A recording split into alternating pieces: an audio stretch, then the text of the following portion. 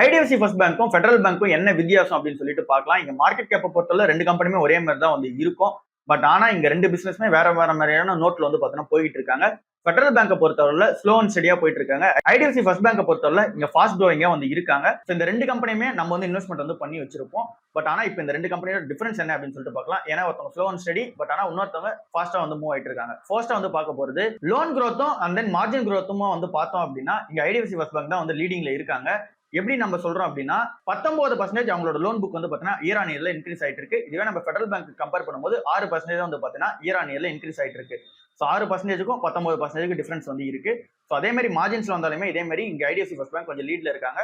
So இங்க loan growth and then மார்ஜின்ஸா வந்து வரும்போது ஐடிஎஃப்சி ஃபர்ஸ்ட் பேங்க் வந்து ஜெயிச்சிடறாங்க. ப்ராஃபிட் அண்ட் தென் ப்ரொவிஷன்ஸா வந்து வரும்போது ப்ராஃபிட் வைஸ் வரும்போது இங்க ஃபெடரல் பேங்க் வந்து பாத்தீங்கன்னா ப்ராஃபிட் வந்து பாத்தீங்கன்னா விழுந்திருக்கு. இதுவே ஐடிஎஃப்சி ஃபர்ஸ்ட் பேங்க் நம்ம பார்க்கும்போது 76% இயர் ஆன் இயர்ல வந்து பாத்தீங்கன்னா இன்க்ரீஸ் பண்ணிருக்காங்க. அண்ட் தென் ப்ரொவிஷன்ஸுமே வந்து பாத்தீங்கன்னா கம்மி பண்ணிருக்காங்க. அங்க ப்ரொவிஷன்ஸ் வந்து ஃபெடரல் பேங்க்ல ஏத்திருக்காங்க.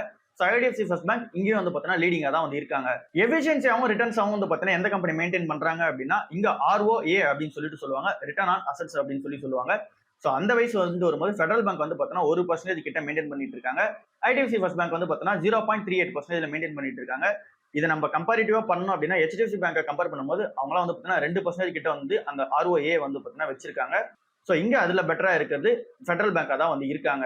ஸோ இது எதுக்காக சொல்றேன் அப்படின்னா நம்ம ஸ்லோ அண்ட் ஸ்டடியான ஒரு பேங்க் வந்து பார்த்தீங்கன்னா நம்ம கிட்ட இருக்கு. அந்த நீங்க ஃபாஸ்ட் க்ரோயிங்கான ஒரு பேங்க் வந்து பார்த்தீங்கன்னா நம்ம கிட்ட வந்து இருக்கு.